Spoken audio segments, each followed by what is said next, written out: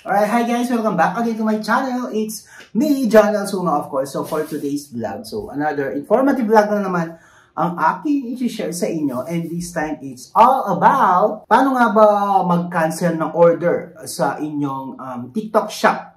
Quick vlog lang to, no? Ituturo ko lang sa inyo, i-share ko lang sa inyo yung nangyari sa akin habang nag-order ako ng t-shirt para sa mama ko sa TikTok shop. So, ang nangyari kasi, nung una, okay pa yung shop. So, siguro after mga few days, nung nag-check out na ako, siguro mga wala pang 5 days, ang tagal dumating ng aking order, which is supposedly, dapat wala pang 1 week, darating na yun, 3 to 5 days kasi around Metro Manila lang. So, ang nangyari is, check ko sana kung ano yung, kumbaga ano yung status ba ng aking shirt. So, upon checking, product not available. This product is no longer available. And then, chat ko sana yung mismong seller. So, ang nangyari, upon checking the seller, yung mismong seller, chinek ko. Sabi dito, this shop is no longer active. Need help with your order? Please navigate to your order page or contact TikTok Shop Customer Service. So, ayan nga. Yun yung ginawa ko. So, ngayon, tuturo ko sa inyo paano mag-cancel ng order. So, madali lang guys. So, punta lang kayo dito sa mismong TikTok Shop.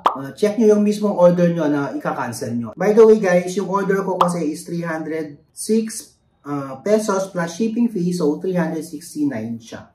Meron ditong option na cancel order. Click nyo lang tong cancel order dito sa baba. And then, pagka-click nyo, may lalabas na mga options. No longer needed. Need to change payment method. High delivery cost. Better price available. Need to change shipping address or seller not responsive to inquiry. So, wala dun yung, product not available. So, ang ginawa ko is, click ko na lang tong seller not responsive to inquiries kasi nga, wala na sila. Hindi na sila nag-e-exist.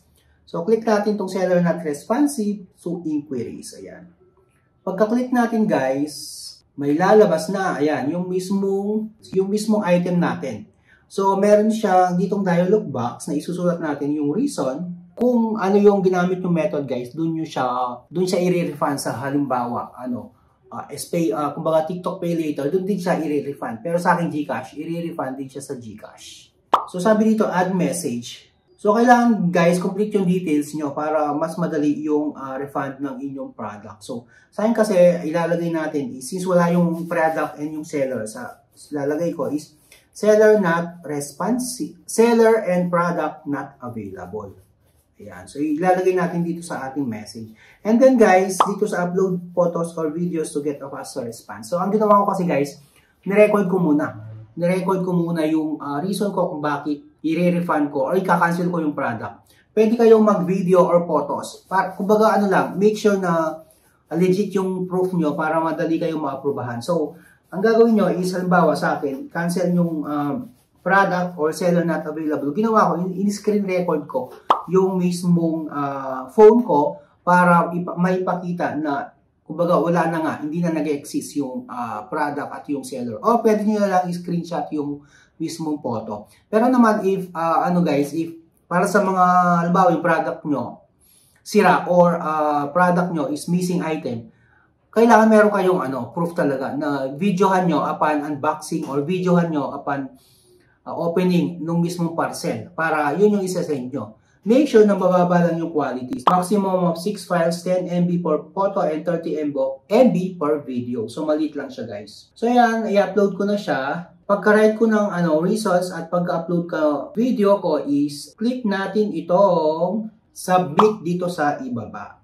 Yan. So guys, pagka-click natin ng submit, request submitted. Uy, bilis lang. Agad-agad. Yun guys, yung sinasabi ko sa inyo guys, kapag medyo okay yung proof nyo at okay yung inyong write-ups kung bakit kayo nagka-cancel, talagang responsive agad yung TikTok shop no, talagang i-refund nila agad. Tingnan nyo, real time. Na-refund na agad yung aking GCash payment. So, ayan, sabi dito, refund approved. Na-approve na daw at na-refund na sa GCash, which is supposedly 1 to 2 days, pero ngayon mabilis lang talaga. Check natin guys yung message. Nag-text sila, ayan. Sabi dito, your refund of 369.67 from TikTok shop seller has been successfully credited to your GCash wallet as of today. Check natin yung GCash. So, i-refresh natin siya guys. Ayun, meron na nga.